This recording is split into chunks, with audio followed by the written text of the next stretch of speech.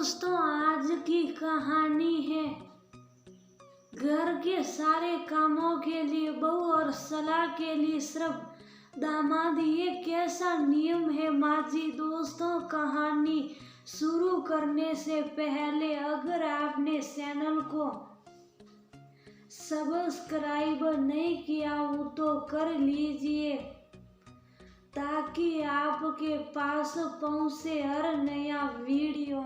आज सुबह से ही पूजा रसोई में लगी हुई थी।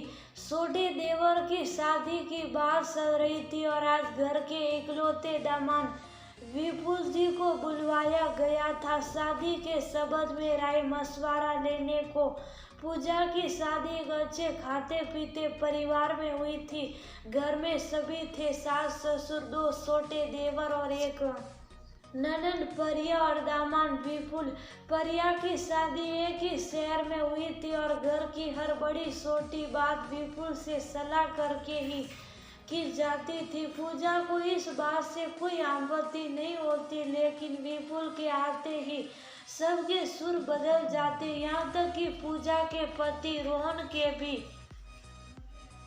रोहित के भी जब भी कोई खास सलाह के लिए विपुल और परिया को बुलाया जाता, पूरा परिवार कमरे में बंद हो जाता और अंदर ही अपनी खिचड़ी पकाता। 2 साल की शादी में पूजा का काम सिर्फ विपुल के पसंद का नाश्ता खाना बनाना ही होता था। घर की बहू होकर भी पूजा को घर की बातें नहीं बताई जाती और परायों सा व्यवहार किया जाता, जबकि पूजा पूरे दिल से सबको अपनाने की कोशिश में लगी रहती। अपने ससुराल वालों को ऐसे व्यवहार देख पूजा बहुत दुखी होती और सोचती, दामाद पे इतना विश्वास तो बहू पे क्यों नहीं। क्या मैं अपने परिवार के हित के लिए विपुल जी से कम सोचूंगी। छोटे देवर की शादी संबंधी कोई जानकारी पूजा को नहीं बताई गई थी और आज गहनों के डिजाइन पसंद करने को परिया और विपुल को बुलाया गया था। अपनी आदत के अनुसार पूजा की सासू माँ ने सुबह ही पूजा को बताना शुरू कर दिया था घर के दामाद की कैसे खातिर करनी है और क्या क्या स्पेशल बनेगा। हर बार एक ही बात सुन के पूजा उत्सुकी थी। जी माँ जी, मुझे अच्छे से पता है विपुल जी का कैसे स्वागत होगा और उनको खाने में क्या क्या खिलाना है। कोई पहली बार तो आ नहीं रहे, अब तो मुझे सब याद हो गया है। क्या कहा बहू, मत भूलो वो घर के दामाद है, वो भी इकलौते दामाद। माफ कीजिए माँ जी, अपनी सास को नाराज होते देख पूजा ने उस वक्त तो माफी मांग ली, लेकिन बार बार अपने साथ होते भेदभाव से पूजा बेद सीढ़ सी गई थी। विपुल और परिया समय से आ गए और सब अपनी आदत अनुसार कमरा बंद कर कैटलॉग में डिजाइन पसंद करने लगी। विपुल जी को कुछ चटपटा खाना था तो सासू माँ ने प्याज के पकोड़े बनाने को पूजा को बोल दिया। पूजा ने गर्मा गर्म पकोड़े बनाए और दरवाजे तक गई तो देखा आज सासू माँ की गलती से अंदर से खिड़की बंद नहीं थी,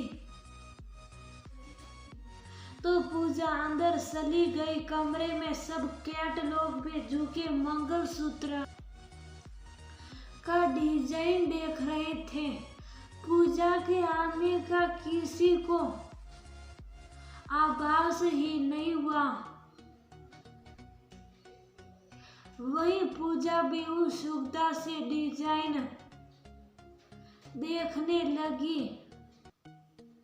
और एक मंगलसूत्र के डिजाइन पे उंगली रख के कह दिया, ये वाला सबसे सुंदर है।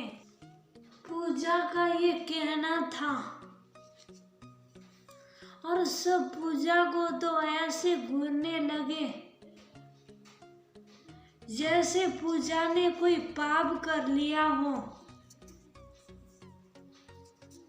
सासू माँ ने रोहित को घूरा और रोहित ने पूजा को 1 मिनट बाहर आना। पूजा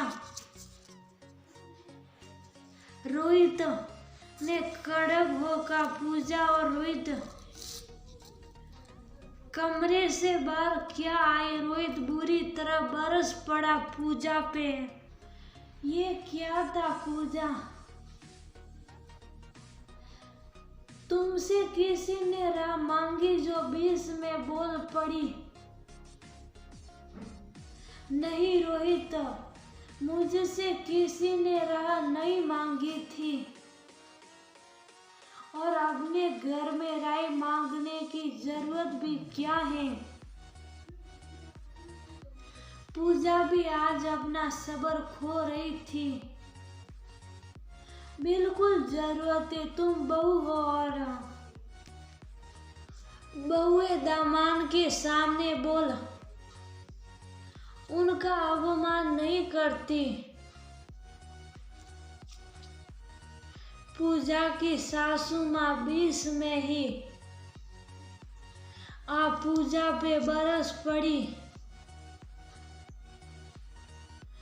माँ जी, क्या एक मंगलसूत्र का डिजाइन पसंद करने से इस घर के दामाद की इज्जत कम हो जाती है या उनका अपमान हो जाता है? और बहू का क्या, उसका तो कोई मान अपमान जैसे है ही नहीं। बहू की तरह दामाद का भी शब्द इस घर से शादी के बाद जुड़ा है, तो दामाद अपना और बहू पराई क्यों? घर के सारे कामों के लिए बहू और सलाह के लिए सिर्फ दामाद। ये कैसा नियम है माँ जी? मुझे उस बात से भी कोई आपत्ति नहीं, लेकिन मेरे साथ जो ये सौतेला व्यवहार होता है इससे मुझे बेहद आपत्ति है। आज से मैं ये सब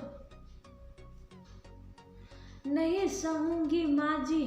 बहू होने के नाते मान सम्मान पे मेरा भी उतना ही हक है जितना इस घर के दामाद का।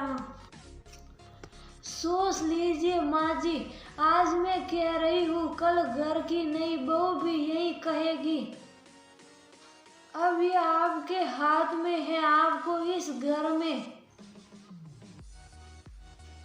सुख शांति चाहिए या फिर आगे आप खुद समझदार हैं। इतना कह पूजा अपने कमरे की ओर चल पड़ी। पीछे रोहित और सासू माँ ठगे देखते रह गए।